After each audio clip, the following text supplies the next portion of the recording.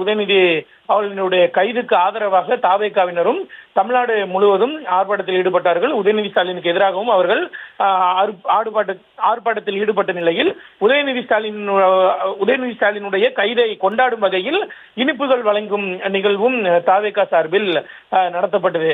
இந்த நிலையில்தான் உதயநிதி ஸ்டாலின் அவர்கள் தற்பொழுது விசாரணைக்காக தஞ்சாவூர் அழைத்து செல்லப்படுகிறார்.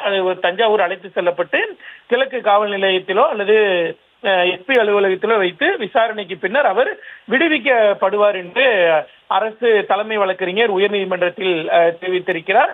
அவரை ரிமாண்ட் செய்யும் எண்ணம் இல்லை என்றும் அரசு சார்பில் தெரிவிக்கப்பட்டிருக்கிறது. நீதிபதியும் கூட அவரை இன்றைக்குள் விடுவிக்க வேண்டும் என்று தெரிவித்திருந்த நிலையில்தான் தற்பொழுது தஞ்சாவூரை நோக்கி உதயநிதி அவர்களுடைய வாகனமானது சென்று கொண்டிருக்கிறது.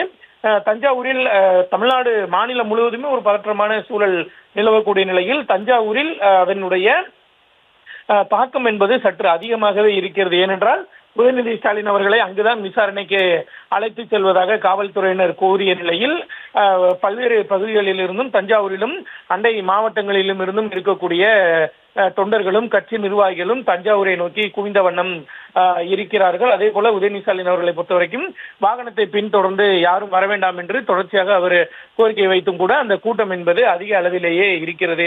இந்நிலையில்தான் தஞ்சாவூரில் இருக்கக்கூடிய திமுக அலுவலகத்தில் திமுகவினர் ஆலோசனையில் தற்பொழுது ஈடுபட்டு வருகிறார்கள்.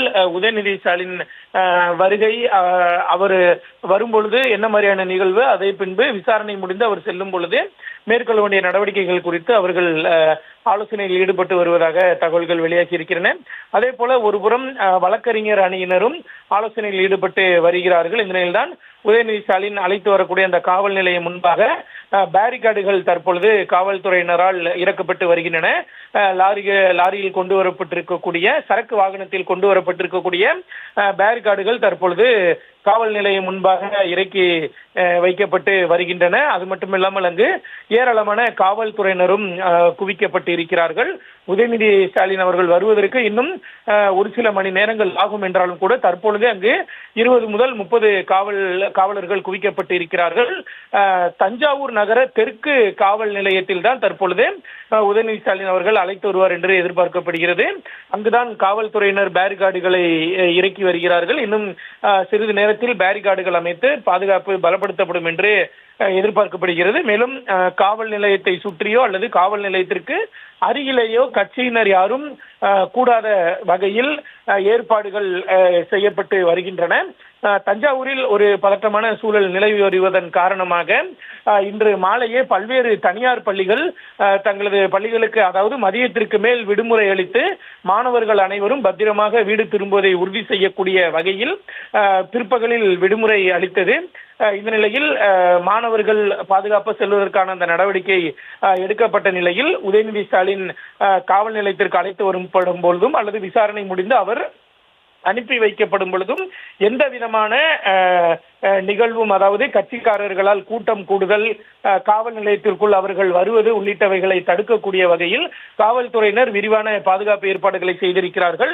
அந்த காவல் நிலையம் அமைந்திருக்கக்கூடிய சாலையினுடைய இருபுறங்களும் தடுக்கப்படுவதற்காக பேரிகார்டுகள் அமைக்கப்பட்டு இருக்கின்றன. உதயநிதி ஸ்டாலின் அவர்களை அழைத்து வரக்கூடிய வாகனம் மட்டும் அந்த பேரிகார்டை தாண்டி அனுமதிக்கப்படும் என்றும் தெரிவிக்கப்பட்டு இருக்கிறது. அதே போல தேவைப்படும் பட்சத்தில் உதயநிதி அவர்களுடன் கூடவே வழக்கறிஞர்கள் வந்து கொண்டிருக்கிறார்கள். அல்லது தேவைப்படும் பட்சத்தில் முக்கிய வழக்கறிஞர்கள் மட்டும் காவல் நிலையத்திற்குள்ளே அல்லது காவல் நிலையத்திற்கு வெளியே அனுமதிக்கப்படும் வகையில் தான் ஏற்பாடுகள் செய்யப்பட்டு இருக்கின்றன. உதயநிதி ஸ்டாலின் அவர்கள் அழைத்து வரப்படுவதற்கு இன்னும் ஒரு சில மணி நேரங்கள், அதாவது குறைந்தது 2 மணி நேரங்கள் ஆகும் என்று நாம் வைத்துக் கொண்டாலும் கூட காவல்துறையினர் தற்பொழுதே பாதுகாப்பு ஏற்பாடுகளை துரிதப்படுத்தி வருகிறார்கள். அந்த நகர தெற்கு காவல் நிலையம் அமைந்திருக்கக்கூடிய பகுதியை சுற்றி காவல்துறையினர் தங்களது கட்டுப்பாட்டிற்குள் கொண்டு வந்திருக்கிறார்கள்.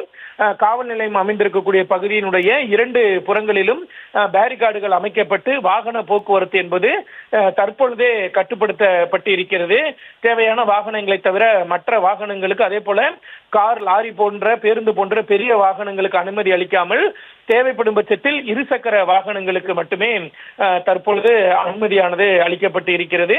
இதற்காக தஞ்சாவூர் நகர காவலர்கள் மட்டுமில்லாமல் தஞ்சாவூர் மாவட்டத்தில் மற்ற பகுதிகளில் இருக்கக்கூடிய காவலர்களும் பாதுகாப்பு பணிக்காக வரவழைக்கப்பட்டு இருக்கிறார்கள். ஏனென்றால் உதயநிதி என்பவர் தமிழ்நாட்டினுடைய பிரதான கட்சியினுடைய முக்கிய பொறுப்பில் இளைஞரணி செயலாளராக இருக்கக்கூடியவர், தமிழ்நாடு அரசின் எதிர்கட்சி தலைவர் என்ற ஒரு அரசியல் சாசன பதவியை வகிக்கக்கூடியவர். அவர் வருகிறார் என்றால் தானாகவே கட்சிக்காரர்களினுடைய கூட்டம் வருவது என்பது இயல்பு.